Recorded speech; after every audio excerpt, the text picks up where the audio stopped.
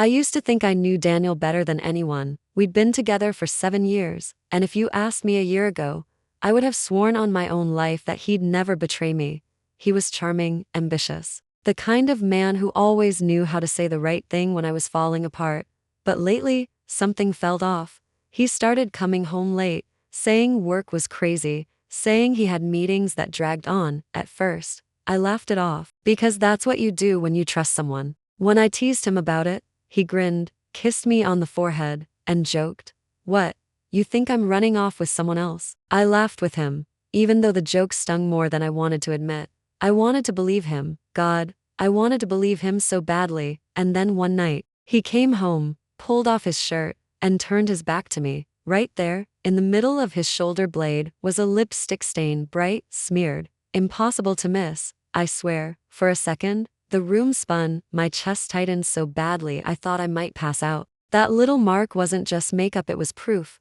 Proof that the man I trusted, the man I was supposed to marry in just a few weeks, belonged to someone else at least part of the time. I didn't scream. I didn't throw a fit. That's not me. Instead, I froze. I asked him where he'd been, my voice barely steady, and of course, Daniel smiled, sliding into the same smooth tone he always used when he wanted to calm me down. He said he'd been meeting with the photographer about our wedding album. He even hugged me, kissed my forehead again, as if nothing was wrong. What he didn't realize was that I could still see the lipstick on his back while he held me. That stain was practically burning itself into my eyes. I pulled away, forcing a smile, telling him I hadn't been sleeping well, that maybe I was just tired. He bought it, of course he did. Daniel had always believed I'd never question him. When he stepped into the shower, I grabbed his phone from the coffee table. The password was still my birthday. I don't know if that made me feel special or pathetic. Either way, I opened it. His messages with Chloe the photographer were gone, wiped clean to clean. No one deletes entire conversations unless they've got something to hide. The more I scrolled, the colder my hands got. I found another thread with his so-called buddy, bragging about how easy it was to fool me. How women only see what they want to see. How one grand gesture, like showing up at my door years ago with a cake and flowers, was enough to keep me hooked forever. I remember staring at that screen, my hand shaking, realizing the story I had built my life around wasn't real. That night, I laid in bed pretending to sleep while Daniel climbed in beside me. He fell asleep in minutes, breathing steady, like nothing had changed. I stared at the ceiling, wide awake, knowing everything had. By dawn, I'd already made my decision. I wasn't going to confront him, not yet. Not until I had every piece of proof I needed. If he thought I was blind, fine, I'd let him keep thinking that. But deep down, a new fire was starting to burn. If Daniel wanted to play games, he had no idea who he was playing against. The days after I found that lipstick stain felt like moving through mud. I smiled when Daniel made breakfast. I laughed at his dumb jokes. I even agreed when he suggested we finalize the wedding slideshow with Chloe. All the while I knew. What he didn't know was that I'd already found his second phone. The one hidden in his briefcase. The one with no password. The one filled with pictures of Chloe and him tangled in sheets. Videos too. I didn't watch all of them, I couldn't. Just enough to know exactly what they were. Enough to feel my stomach twist with rage and disgust. I copied everything to a flash drive, tucked it into my purse, and forced myself to keep playing the role of the clueless fiancé. By the time the wedding day came, I wasn't even nervous anymore. I was calm, cold. Like the part of me that used to cry over Daniel had already died. The ceremony was beautiful, at least from the outside. Guests in their best clothes, flowers everywhere, music filling the air. Daniel looked at me with those practiced eyes, the same ones that had fooled me for years, and slipped a ring onto my finger. I smiled back, steady as stone. But I knew what was coming when the lights dimmed and the slideshow began. The guests sued and ahead at the first few pictures, sweet, romantic shots of me and Daniel in our engagement photos. Then the screen flickered. One picture disappeared, another popped up, not me and Daniel in matching outfits, but Daniel and Chloe, her lips on his neck, his hand gripping her waist. The room fell silent for one long second. Then the whispers started, gasps, shocked voices, someone dropping their glass of champagne. Daniel shot up, running toward the screen, yelling at the staff, but it was too late. The video rolled on its own. Daniel and Chloe in our new house. That very morning, laughing in bed like two people who never even tried to hide what they were. Daniel's face went white, then red. He turned to me, mouth open, but I just stared at him. No tears, no begging, no scene, just silence. And then, like a storm breaking, everything in the room exploded. My cousins surged forward, shoving Daniel, shouting in his face. My aunts grabbed Chloe, calling her every name under the sun. My mother pushed Daniel's mother aside when she tried to pull me out of the chaos. For once, I didn't stop anyone. It wasn't just my wedding ending, it was the illusion ending. Everyone saw him for who he really was. Daniel tried to shout over the noise, tried to insist it was a mistake, but the proof was still playing on the screen behind him, larger than life. His reputation, his carefully built image, gone in seconds. As for me, my family pulled me out, bundled me into the car, and told me I was going home. I sat there, dress torn, makeup smeared, watching the building get smaller in the rearview mirror. I thought I'd feel victorious. I thought revenge would taste sweet. But as I wiped my face, I realized my cheeks were wet. The tears weren't for him, they were for me, for the 7 years I wasted, for the girl who kept forgiving him, for the love I thought was real. That night, for the first time in months, I slept without waking. No nightmares, no pretending, just sleep. The next morning, my mother brought me breakfast with a look in her eyes that was both worried and proud. My father told me Daniel had shown up outside the house, begging to see me. I didn't even flinch. He wasn't my problem anymore. But the world wasn't done testing me. People whispered at work. Some pitied me, some mocked me, and Daniel, pathetic as ever, showed up one day outside my office, unshaven, red-eyed, demanding I forgive him. Emily, I screwed up. Just give me another chance, please. I looked him dead in the eye, steady and cold. One chance? Daniel, you didn't just slip up once. You made a choice again and again. And let's not forget, Chloe isn't the only one, is she? His face hardened, the begging turning to blame. Do you have any idea how much pressure I was under? For the first time in years, his voice didn't make me stop. And that was when I realized, the real revenge wasn't humiliating him in front of everyone. The real revenge was that I no longer cared. The weeks after the wedding were a blur. People talked, of course they did. Small towns, even big cities, they always talk. I heard the whispers at the grocery store, the pity in co-workers' voices. Some even had the nerve to say I should have kept my man happy, like it was my fault he couldn't keep it in his pants. At first, I wanted to crawl under the covers and never come out. But every morning, I still went to work, still put on makeup, still showed up.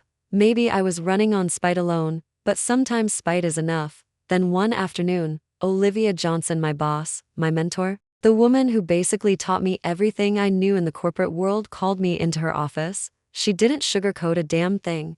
I heard about your wedding, she said flatly, eyes sharp as glass.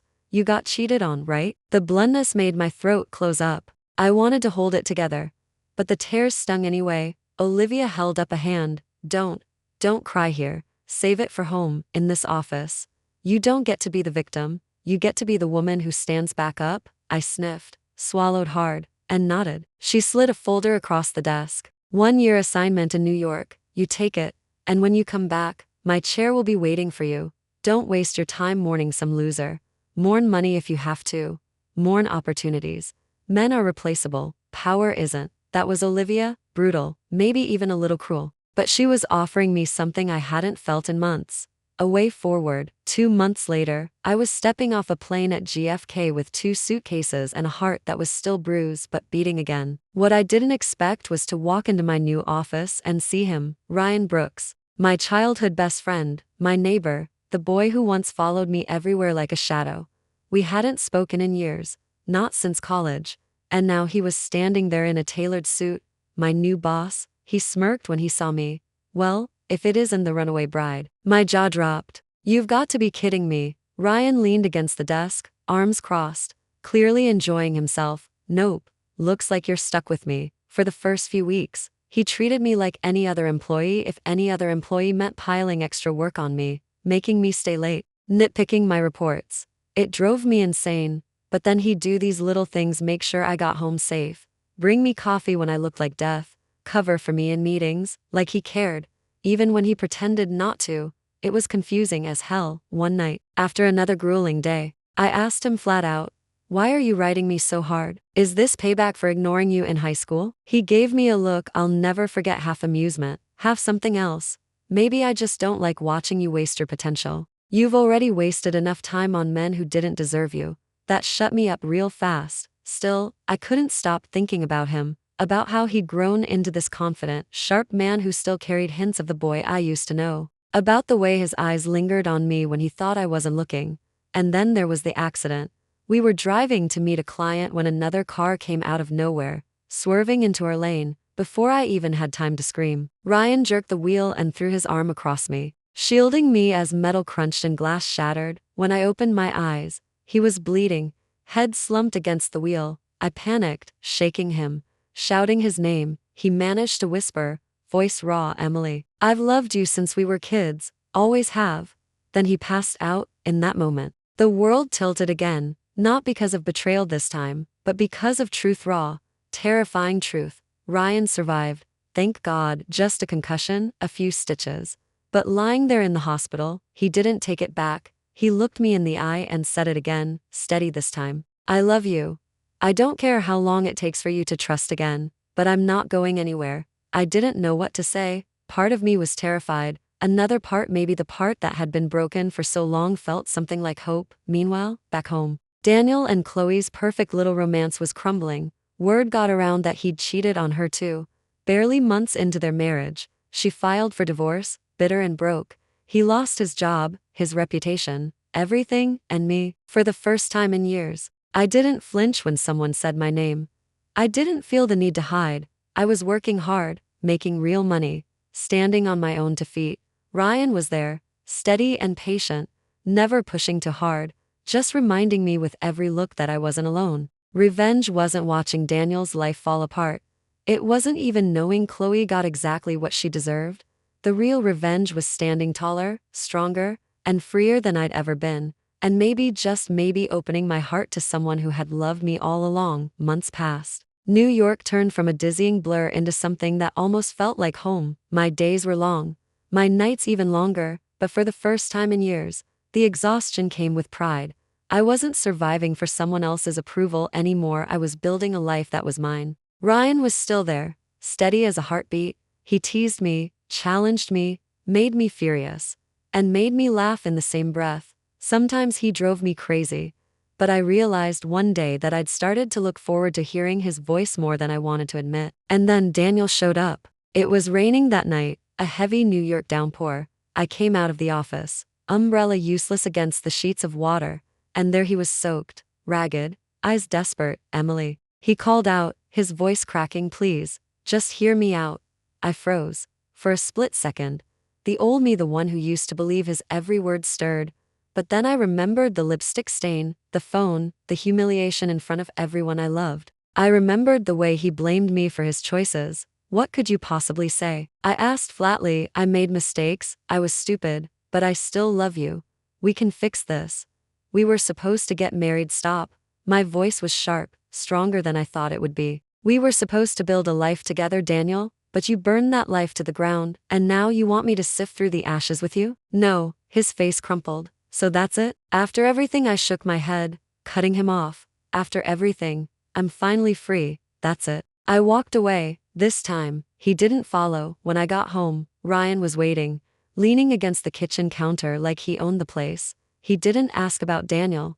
He just handed me a mug of tea and said, "You look like hell." I laughed, really laughed, and set the cup down. "Thanks. You always know how to make a girl feel special." He grinned, but then his expression softened. "You know I mean it, right? You don't have to fight alone anymore. Not with me here."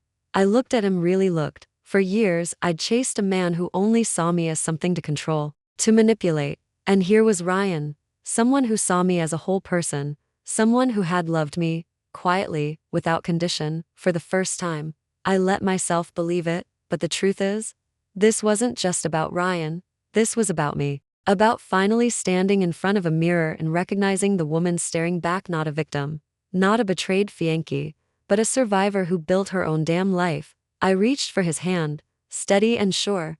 "I'm not promising forever, not yet, but I'm promising today and tomorrow. We'll see." Ryan squeezed my hand, smiling, that boyish smile I remembered from childhood. "Today's enough." As I leaned into him, I realized something important. Revenge had gotten me through the darkest days, but growth had carried me to the light, and that More than anything Daniel or Chloe ever did was the real victory. That's all for today's story. Thank you for listening. This is my channel.